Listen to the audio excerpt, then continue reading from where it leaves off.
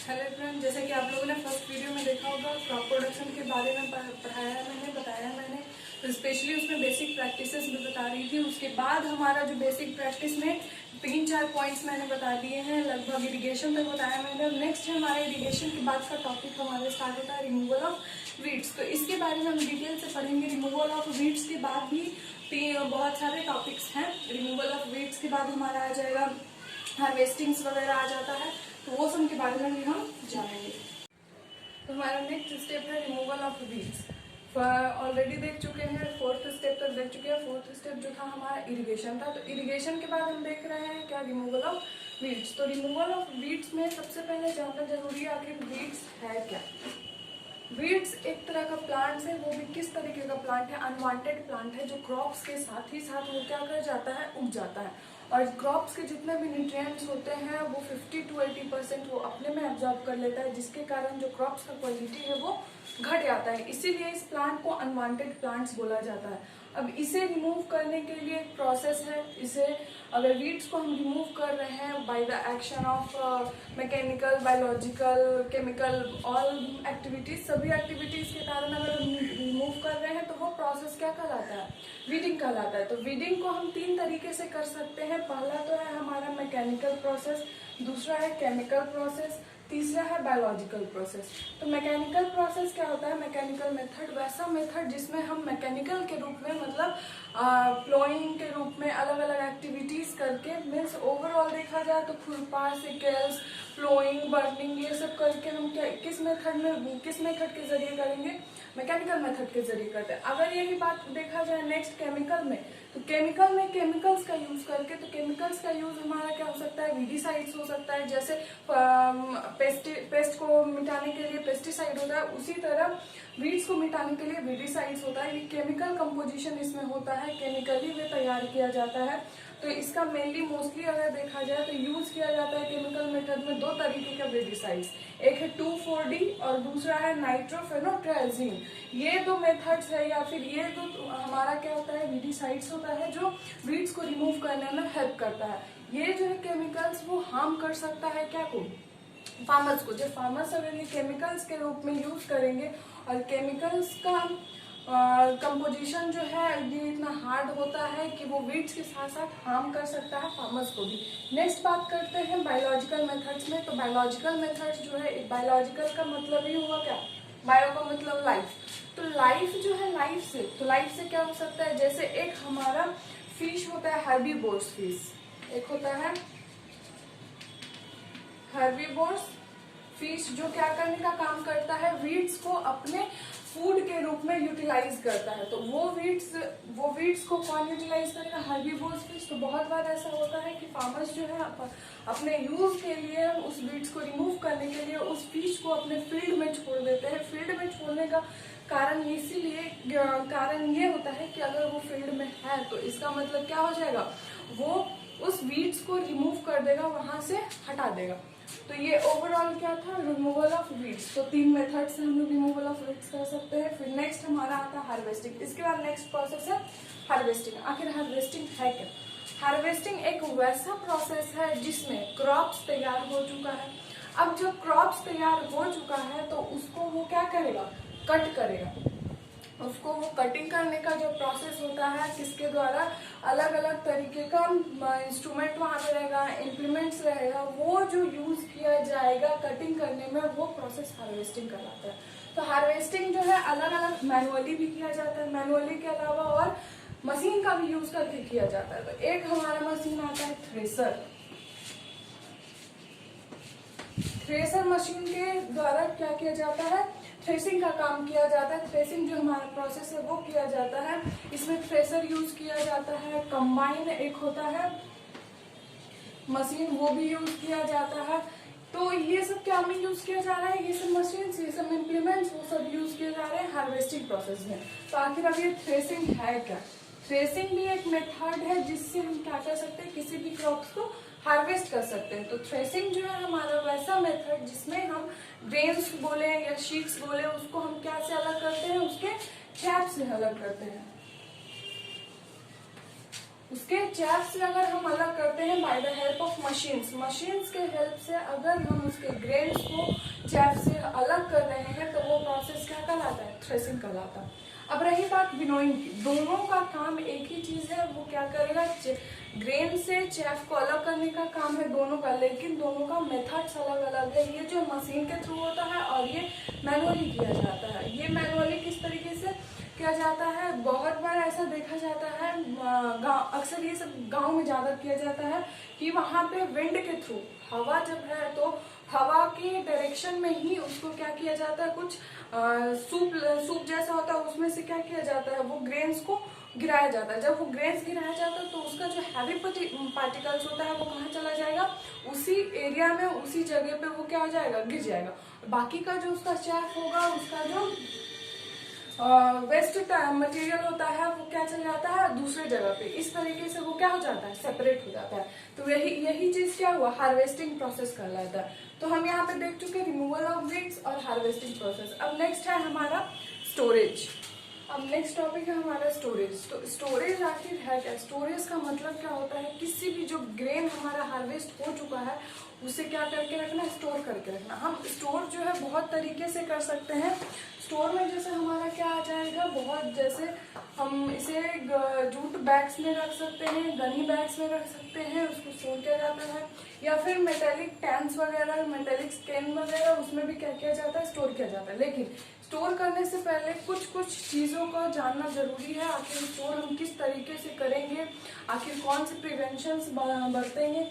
तो हमारा सबसे पहले स्टोर करने से पहले उसमें रोडेंसाइड, जहाँ पे हम जिस गोडाउन्स में या फिर जिस जगह पे हम इसे स्टोर कर रहे हैं वहाँ पे रोडेंसाइड्स, पेस्टिसाइड्स, अलग अलग तरीके का जो साइड्स होता है उसे क्या कर देना चाहिए, छिड़क देना चाहिए, ताकि जो हमारा रोडेंट्स है, पेस्ट है, ये सब वहाँ पे अटैक ना कर सके, हमारे क्रॉप्स को, हमारे ग्रेन्स को बर्बाद ना कर सके। तो हमारा जो फैक्टर्स है वो क्या है, जो हमारे स्टोरेज जो है, जहाँ पे हम स्टोर किए हुए ग्रेन्स को, उसको वो हार्मफुल कर सकता है। वो दो तरीके का फैक्टर्स पे डिपेंड है। एक तो हमारा बायोलॉजिकल फैक्टर्स पे है और बायोटिक फैक्टर पे है, और दूसरा एबायोटिक फैक्टर पे है। तो बायोटिक फैक्टर क्या होता है, वैसा फैक्टर जो बायोटिकली हो।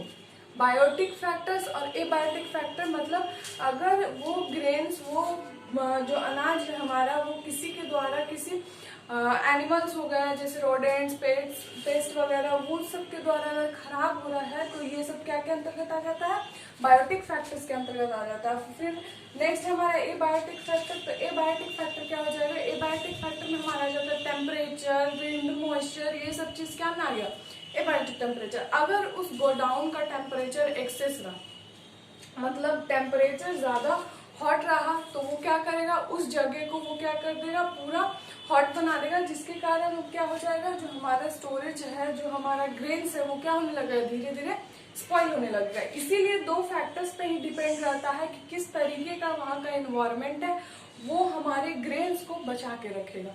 फिर नेक्स्ट है हमारा क्या, प्रिवेंशंस हमें क्या क्या करना चाहिए ड्यूरिंग स्टोरेज करने से पहले या स्टोरेज करने के बाद हमें कौन कौन सा प्रिवेंशन करना चाहिए। तो पहला क्या, ड्राइंग बिफोर स्टोरेज, मतलब जिस जगह पे हम हैं, जिस जगह पे हम स्टोर करने वाले हैं, उस ग्रेन्स को, उस जगह को पूरी तरह से ड्राई कर देना चाहिए। ड्राई मतलब भीगा हुआ वहां पे नहीं रहना चाहिए, फुल्ली क्लीन रहना चाहिए, फुल्ली एकदम सूखा रहना चाहिए। ड्राई रहेगा, अगर ड्राई वहां पे रह गया, अगर वहां पे वेट रहता है, भीगा हुआ रहता है, तो वो क्या करेगा, उस जगह को खराब कर देगा और ऊपर से क्रॉप्स को भी खराब कर देगा। फिर नेक्स्ट हमारा मेंटेनेंस ऑफ हाइजीन, वहाँ के हाइजीन को प्रॉपर करना चाहिए, मतलब अलग अलग तरीके का साइट्स वगैरह, पेस्टिसाइड, रोडेंसाइड्स और अलग अलग तरीके का वहाँ पे क्लीनिंग एलिमेंट्स वगैरह को छिड़काव करना चाहिए, ताकि वहाँ जो गोडाउन्स है या फिर जो जगह है जहाँ पे हम क्या रखे हुए हैं, स्टोर किए हुए हैं, उस जगह को वो प्रॉपरली हाइजीन कर पाए, प्रॉपर वो हाइजीन कर पाए। नेक्स्ट हमारा प्लांट प्रोडक्ट ट्रीटमेंट, मतलब हमें कोई भी तरीके का प्लांट है तो उसे जब हम स्टोर कर रहे हैं तो उसे पहले ट्रीट कर लेना चाहिए सही से, उसमें ट्रीटमेंट करवा के उसके बाद उसको क्या करना चाहिए, स्टोर करना चाहिए। नेक्स्ट है हमारा इम्प्रूव स्टोरेज स्ट्रक्चर। हमारे स्ट्रक्चर का मतलब ही हुआ बनावट, जहाँ पे हम स्टोर कर रहे हैं उस जगह को उसे इम्प्रूव करना चाहिए। इम्प्रूव का मतलब क्या, वो अच्छे जगह पे होना चाहिए, इम्प्रूवमेंट उसमें आना चाहिए।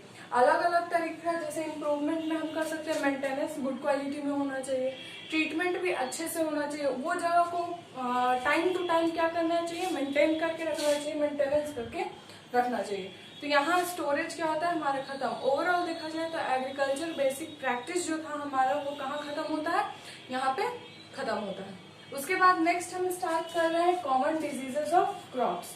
क्रॉप्स का कॉमन डिजीज क्या है, मतलब क्रॉप्स में भी डिजीज, जैसे ह्यूमंस में डिजीज होते हैं अलग अलग तरह के, उस तरीके से प्लांट्स में भी क्रॉप्स में भी क्या होंगे, डिजीज होंगे। तो डिजीज जो है मेनली किस 4 डिजीज के रूप में बांटा गया है, मतलब हम किसी भी क्रॉप्स में डिजीज वो 4 तरीके से हो सकता है। जैसे मीन्स ऑफ ट्रांसफर क्या, मीन्स ऑफ ट्रांसपोर्ट क्या होता है, ट्रांसमिशन कि एयर वाटर ये सब होता है। तो उसी तरह है कि प्लांट में किस तरीके से डिजीज हो सकते हैं। तो पहला अगर देखा जाए सीड बॉर्न डिजीज, मतलब सीड से होने वाला डिजीज, सीड में होने वाला मतलब सीड के द्वारा, जो सीड में ऑलरेडी पहले से वो तरह का डिजीज है। स्पेशली सीड्स में क्या होते हैं, फंगी, इसीलिए सीड को शोन करने से पहले फंगिसाइड्स का यूज हमेशा करना चाहिए, ताकि वो क्या कर सके, फंगी को रिमूव कर सके वहां से। तो फंगी का ज्यादातर होते हैं, वही हमारा क्या हुआ, इरिगेट इन बाजरा, ये कॉमन है। ये जितना भी लिखा हुआ है ये सब क्या होते हैं, कॉमन बताया मैंने। ये क्या है, कॉमन, स्पेशली कॉमन डिजीज जो क्रॉप्स में होते हैं सबके थ्रू, अलग अलग के थ्रू वो बताया हुआ। तो वही चीज है यहाँ पे, ये फंगी के द्वारा मोस्टली क्या होता है, सॉइल बॉर्न डिजीज फंगी के द्वारा होते हैं। तो ये क्या है, बाजरा में इरिगेट ये डिजीज का नाम है इरिगेट, और ये किस में होते हैं, बाजरा में होते हैं। अब नेक्स्ट बात की जाए सॉइल बॉर्न डिजीज, वैसा डिजीज जो सॉइल के थ्रू हो, मतलब सॉइल से हो रहा हो, उस तरीके के डिजीज को हम क्या बोलते हैं, स्मट। मतलब ये हमारा कॉमन डिजीज है, स्मट है। स्मट किस में हो रहा है, बाजरा में हो रहा है। उस तरीके का डिजीज हमारा सॉइल बॉर्न डिजीज कहलाता है। और सॉइल बॉर्न डिजीज का अगर एग्जाम्पल देखा जाए तो स्मटिंग, बाजरा। फिर नेक्स्ट हमारा आता है एयरबॉर्न डिजीज। तो एयरबॉर्न डिजीज का मतलब क्या हुआ, हवा से होने वाला बीमारी। तो हवा से होने वाला बीमारी स्पेशली खासकर ये वायरस हो सकते हैं, फंगी, मोस्टली ये क्या होते हैं, वायरस होते हैं। तो वायरस में तो हमारा रस्ट ऑफ व्हीट फंगी हो सकता है, वायरस हो सकता है, अलग अलग तरीके का माइक्रो ऑर्गेनिज्म प्रेजेंट होते हैं हमारे एनवायरमेंट में, उसके कारण किसी भी तरह का डिजीज हो सकता है। तो एयरबॉर्न डिजीज का जो कॉमन एग्जाम्पल है, कॉमन क्रॉप में होने वाला डिजीज कौन सा है, रस्ट है। और वो रस्ट किस में होता है, व्हीट में होता है। अब लास्ट है हमारा वाटर बॉर्न डिजीज, मतलब वाटर से होने वाला जो डिजीज है वो क्या कहलाता है, वाटर बॉर्न डिजीज।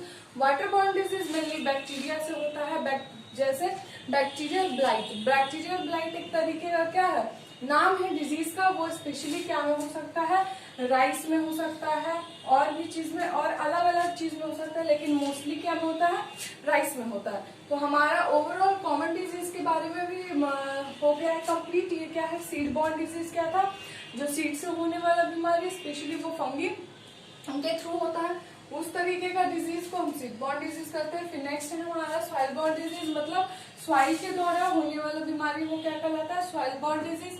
नेक्स्ट है हमारा एयरबॉर्न डिजीज। तो एयरबॉर्न डिजीज क्या होता है, एयर के थ्रू होने वाले डिजीजेस, वो एयरबॉर्न डिजीज कहलाते हैं। और लास्ट है हमारा वाटरबॉर्न डिजीजेस। तो वाटरबॉर्न डिजीजेस उस तरीके के डिजीजेस होते हैं जो वाटर के थ्रू कराते हैं, और सारे की कॉमन एग्जाम्पल, एक एग्जाम्पल्स मिनिमम याद रखना है। तो अब हमारा नेक्स्ट टॉपिक स्टार्ट होगा, सस्टेनेबल एग्रीकल्चर है, और छोटा मोटा 2-3 टॉपिक्स बाकी है।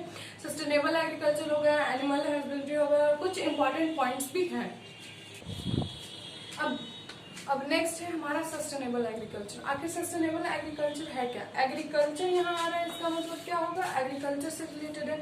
अब सस्टेनेबल का मतलब क्या होता है, सस्टेन करना, मेंटेन करना, किसी भी चीज को क्या करना, मेंटेन करना। तो ये क्या है, एक तरह का एग्रीकल्चर प्रैक्टिस है जो क्या होता है, विदाउट किसी इफेक्ट के, हार्मफुल इफेक्ट के किया जाता है। ये रेगुलर बड़े लंबे टाइम तक किया जा सकता है, कंटिन्यू किया जा सकता है, और किसी भी तरह के इन्वायरमेंट के रिसोर्सेज को हार्म न करके ये एग्रीकल्चर प्रैक्टिस किया जाता है। वही हमारा जो एग्रीकल्चर प्रैक्टिस होता है वही क्या कहला जाता है, सस्टेनेबल एग्रीकल्चर कहा जाता है। सस्टेनेबल एग्रीकल्चर हम किस किस तरीके से कर सकते हैं, तो वो हमारा 3 तरीके से हो सकता है। मोस्टली ज्यादातर लोग 3 ही तरीके का अपनाते हैं। तो हमारा फर्स्ट है मिक्स्ड क्रॉपिंग। तो मिक्स्ड क्रॉपिंग क्या होता है, एक वैसा प्रोसेस होता है जिसमें हम क्या करते हैं, एक ही फील्ड में 3-4 तरीके का क्या किया जाता है, क्रॉप्स को उगाया जाता है, ताकि उसका न्यूट्रिएंट्स उसमें जा सके और वो जो न्यूट्रिएंट्स ना ले पा रहा है वो किसी और क्रॉप्स में आ सके। एक ही में हम उगा सकते हैं, जैसे वीट का उगाए हैं तो वीट के साथ साथ कैरेट उगा सकते हैं। मतलब 3-4 तरीके का मिक्स्ड क्रॉपिंग वही होता है, मिक्स करके जो क्रॉप्स को उगाया जाता है उस तरीके का जो प्रोसेस कहलाता है वो मिक्स्ड क्रॉपिंग कहलाता है। फिर नेक्स्ट है हमारा क्रॉप रोटेशन। तो क्रॉप रोटेशन का मतलब क्या हुआ, रोटेशन का मतलब ही क्या होता है, रोटेट करना। जैसे कुछ टाइम के लिए इस फील्ड में अगर हम वीट उगा रहे हैं, क्या उगा रहे हैं, वीट उगा रहे हैं, तो वीट उगाने के बाद कुछ टाइम के बाद हम वीट को हटा के इसके जगह पे हम क्या उगाने लगे, राइस उगाने लगे, राइस उगाने लगे। उसके बाद राइस का जब टाइम ड्यूरेशन कंप्लीट हुआ तो उसके बाद अगर हम चाहें तो इस फील्ड में किसी और तरीके का क्रॉप्स को उगा रहे हैं, तो ये चीज हुआ। उसके बाद लास्टली फिर हम अगेन क्या करेंगे, 3-4 क्रॉप को रेगुलर वे में करने के बाद फिर नेक्स्ट हम क्या उगाएंगे, फिर से वीट उगा देंगे, फिर से राइस उगा देंगे। तो वो चीज क्या हो जाता है, वो रोटेशन, मतलब रोटेट करके उसको वापस लाया जा रहा है। आखिर ये क्रॉप रोटेशन क्यों किया जाता है, क्योंकि अगर वीट को जो न्यूट्रिएंट्स चाहिए वो न्यूट्रिएंट्स ये क्या करेगा, प्रोवाइड करेगा। अब जब न्यूट्रिएंट्स प्रोवाइड कर रहा है तो इसमें फुल्ली अलग अलग तरीके का क्या होता है, न्यूट्रिएंट्स पाया जाता है सॉइल में। मैक्रो न्यूट्रिएंट्स और माइक्रो न्यूट्रिएंट्स, 2 तरीके का न्यूट्रिएंट्स पाया जाता है। तो अगर इसे जो न्यूट्रिएंट्स चाहिए वो न्यूट्रिएंट्स लेके ये क्या करेगा, ग्रो करेगा। अब ग्रो करेगा तो इसके बाद हम दूसरे तरह के क्रॉप्स को उगाएंगे, तो उसे जो रिक्वायरमेंट है वो रिक्वायरमेंट को वो फुलफिल करेगा। उसके अलावा उसमें जो न्यूट्रिएंट्स और बाकी हैं बचे हुए हैं वो कहाँ ही रह जाएंगे, सॉइल में ही रह जाएंगे। इससे क्या होता है, सॉइल का जो फर्टिलिटी है वो बरकरार रहता है, सॉइल का फर्टिलिटी डैमेज नहीं हो पाता है, उसका टेक्सचर, उसका जो मैनेजमेंट ये सब रहता है पूरे ओवरऑल क्या का सॉइल का, वो क्या हो रहता है, बरकरार रहता है। इसीलिए इस तरीके का एग्रीकल्चर किया जाता है। फिर नेक्स्ट है हमारा इंटरक्रॉपिंग। तो इंटरक्रॉपिंग क्या होता है, इंटरक्रॉपिंग का मतलब क्या हुआ, एक फील्ड में किसी एक वे में हम क्या कर रहे हैं, उस तरीके के क्रॉप्स को उगा रहे हैं। जैसे अगर है ये, अगर एक फील्ड देखा जाए तो इस फील्ड में हम क्या कर रहे हैं, यहाँ पे अगर वीट उगा रहे हैं तो इस पूरे एरिया में, इस पूरे जगह पे, इस लाइन में पूरा क्या उगाएंगे, वीट उगाएंगे। यहाँ पे अगर हम मेज उगा रहे हैं तो यहाँ पे क्या उगेगा, पूरे एक हमारा सीक्वेंस वे में जो हमारा क्रॉपिंग किया जाएगा उस तरीके से ये क्या हो रहा है, इस तरीके का क्रॉपिंग को इंटरक्रॉपिंग कहा जाता है। तो ये हमारा यहाँ पे वीट है, यहाँ मेज है, तो फिर अगर हम चाहें तो वीट उगा सकते हैं, मेज उगा सकते हैं। वो 1 क्रॉप 2 क्रॉप जितने 2-3 क्रॉपिंग करके हम कर सकते हैं, लेकिन ये क्या होता है, सीक्वेंस वे में होता है। लेकिन मिक्स्ड क्रॉपिंग में क्या होगा, वो मिक्स्ड करके रहता है, लेकिन इंटरक्रॉपिंग में यही हो जाता है कि इंटरक्रॉपिंग वो 1 by 1 हो। वो क्या होगा, 1 by 1, मतलब एक कॉलम में ये है तो दूसरे कॉलम में भी ये होगा, तो वही चीज होता है क्या, इंटरक्रॉपिंग कहलाता है। तो ओवरऑल ये हमारा सस्टेनेबल एग्रीकल्चर था। अब इसके बाद है हमारा नेक्स्ट कुछ पॉइंट्स है रिवॉल्यूशंस के बारे में, जो हमारे इंडिया में अलग अलग तरीके का एग्रीकल्चर के बेसिस पे रिवॉल्यूशंस हुए थे। तो बहुत सारे ग्रीन रिवॉल्यूशन, व्हाइट रिवॉल्यूशन, ये सब सारे रिवॉल्यूशंस के बारे में पढ़ेंगे। तो नेक्स्ट है हमारा food revolutions in India. India में कौन कौन से फूड रिवॉल्यूशंस हुए हैं वो उनके बारे में हमें जानना है, और किनके द्वारा किए गए हैं उनके बारे में, और किस बेसिस पे। तो मोस्टली ये 6 है। 6 के जो है हमारा बहुत ही एक्सेस अमाउंट में ये क्या हुआ था, ये इनकरेज किया गया था इन 6 को, तो इसलिए 6 के बारे में बता रहे हैं। तो फर्स्ट है हमारा ग्रीन रिवॉल्यूशन। तो ग्रीन रिवॉल्यूशन क्या है, स्पेशली फूड ग्रेन्स को इम्प्रूव करने के लिए, फूड ग्रेन्स के प्रोडक्शंस के लिए क्या किया गया, ग्रीन रिवॉल्यूशंस को चलाया गया था। तो वो ग्रीन रिवॉल्यूशंस किनके द्वारा चलाया गया था, MS स्वामीनाथन के द्वारा चलाया गया था, और फूड ग्रेन्स के प्रोडक्शन के लिए चलाया गया था। नेक्स्ट है हमारा व्हाइट रिवॉल्यूशन। व्हाइट रिवॉल्यूशन क्या होता है, प्रोडक्शन ऑफ मिल्क, मतलब मिल्क के प्रोडक्शन को बढ़ाने के लिए ये रिवॉल्यूशन चलाया गया था। वो भी किनके द्वारा, वर्गीस क्यूरिन के द्वारा चलाया गया था। और ये जो है हमारा व्हाइट रिवॉल्यूशन वो किस बेसिस पे चलाया गया, प्रोडक्शन ऑफ मिल्क पे। फिर नेक्स्ट है हमारा ब्लू रिवॉल्यूशन। तो ब्लू रिवॉल्यूशन क्या है, फिश के प्रोडक्शन को इंक्रीज करने के लिए, जो इंक्रीज, जब हम इंक्रीमेंट, कोई भी रिवॉल्यूशन क्या होते हैं, इंक्रीज करने के लिए होते हैं, किसी भी तरह के बेसिस पे किसी भी तरह के चीज को इंक्रीमेंट करने के लिए, इम्प्रूव करने के लिए ही रिवॉल्यूशन चलाए जाते हैं। तो वो हमारा ब्लू रिवॉल्यूशन जो है, वो ब्लू रिवॉल्यूशन क्या के फिश प्रोडक्शन के लिए चलाया गया था। और ये किनके द्वारा चलाया गया था? हरिलाल चौधरी और अरुण कृष्णसाम के द्वारा चलाया गया था। ये दो थे जो क्या इस बेसिस के, इस जो हमारा रिवॉल्यूशन है इसके क्या थे, वो ऑनर थे या फिर इन्हें बोल सकते हैं फादर थे। नेक्स्ट है हमारा येलो रिवॉल्यूशन। तो येलो रिवॉल्यूशन जो है हमारा वो किस चीज के प्रोडक्शन के लिए था? ऑयल शीट्स के लिए था। ऑयल शीट्स में हमारा क्या आ जाता है? मस्टर्ड आ जाएगा, आलमंड्स आ जाएगा, ये सब चीज क्या में आ जाते हैं? ऑयल शीट्स में आ जाते हैं। वो किनके द्वारा चलाया गया था ये रिवॉल्यूशन? सैम पित्रोदा के द्वारा चलाया गया था। नेक्स्ट है हमारा गोल्डन रिवॉल्यूशन। तो गोल्डन रिवॉल्यूशन मेनली चलाया गया था क्या के लिए? पल्सेस के लिए, लेकिन उसमें ही ओवरऑल फ्रूट्स का, फिर हनी का, हॉर्टिकल्चर क्या स्पेशली वैसा एग्रीकल्चर जो फ्रूट्स और वेजिटेबल्स के लिए हो। तो ये जो है हमारे ये सब चीज, ये तीनों के थ्रू, ये मोस्टली यही तीन के लिए किया गया था ये रिवॉल्यूशन। और ये किनके द्वारा? निरपक टुटेस के द्वारा चलाया गया था ये रिवॉल्यूशन। या बोल सकते हैं ये सारे क्या है? फादर है किनके? Fathers of this revolution. पूरे जितने भी रिवॉल्यूशन है सबके फादर के नाम बताए हुए हैं। कौन कौन? ये क्या है? फादर्स नेम है। Father's name of green revolution क्या हो जाएगा? फादर्स ऑफ ग्रीन रिवॉल्यूशन वो MS Swaminathan. Fathers of white revolution Verghese Kurien. इसी तरह पूरे के क्या है? फादर्स के नेम बताए गए हैं। फिर नेक्स्ट है हमारा रेड रिवॉल्यूशन। तो रेड रिवॉल्यूशन क्या के प्रोडक्शन के लिए? मीट और टोमेटो के प्रोडक्शन के लिए। ये दोनों के प्रोडक्शन के लिए कौन सा रिवॉल्यूशन यूज किया गया है? रेड रिवॉल्यूशन का नाम दिया गया। और वो जो है वो किसके द्वारा चलाया गया है? विशाल तिवारी के द्वारा चलाया गया था। मतलब फादर्स बोला जाए, फादर्स ऑफ रेड रिवॉल्यूशन कौन है? विशाल तिवारी है। अब नेक्स्ट और आखिरी टॉपिक है हमारा एनिमल हस्बेंड्री। अब नेक्स्ट हमारा टॉपिक और इस चैप्टर का आखिरी टॉपिक है एनिमल हस्बेंड्री। आखिर एनिमल हस्बेंड्री है क्या? एनिमल हस्बेंड्री एक तरीके का, जिस तरीके से हम एग्रीकल्चर पढ़े, हॉर्टिकल्चर जाने, उसी तरीके का एनिमल हस्बेंड्री है। एनिमल हस्बेंड्री में क्या किया जाता है? एनिमल्स का ब्रीडिंग किया जाता है, रियरिंग किया जाता है। वो किसी भी तरीके का एनिमल्स हो, वो यूज के लिए, हमारे यूज के लिए किया जा सकता है या फिर उनके यूज के लिए किया जाए। ब्रीडिंग किया जाएगा, फीडिंग किया जाता है, वीडिंग, हीडिंग, मतलब जितने भी तरीके का प्रोसेस है सारा किया जाता है। जैसे हमारा फर्स्ट प्रोसेस हुआ फीडिंग, मतलब उनको अलग अलग तरीके का, उनके मुताबिक, उनके न्यूट्रिशंस के मुताबिक उन्हें फीडिंग करवाया जाना, खाना खिलाया जाना। ब्रीडिंग का मतलब होता है उन्हें हाइब्रिड करना, उन्हें सही से रखना। और उसमें वीडिंग का मतलब क्या हो जाता है हमारा?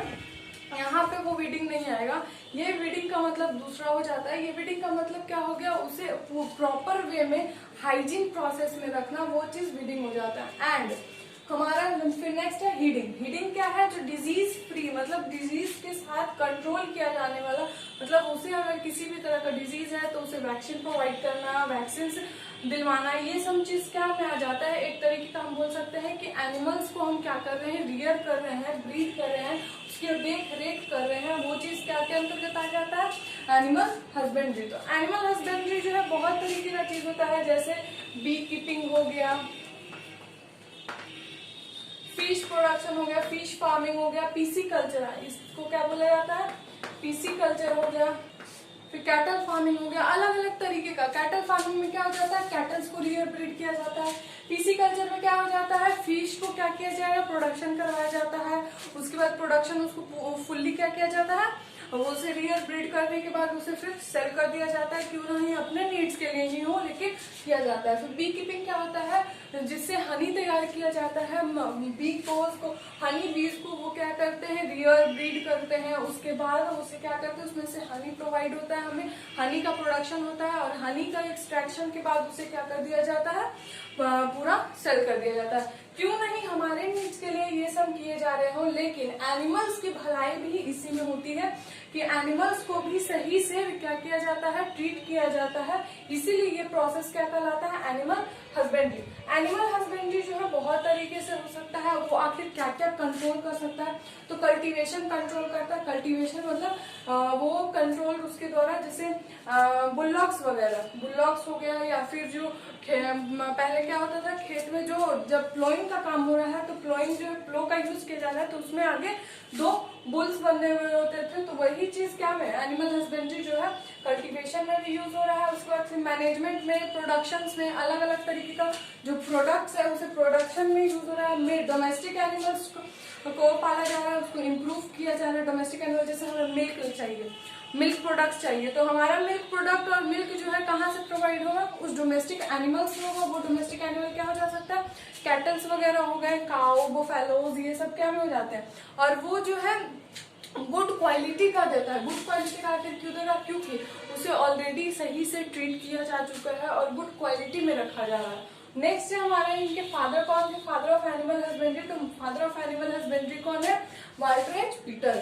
फादर कौन है, वाल्टर एच पीटर। तो ये हमारा ओवरऑल पूरा एनिमल हस्बेंड्री, तो लास्ट था, ये था हमारा पूरा टॉपिक खत्म हुआ क्रॉप एंड प्रोडक्शन का।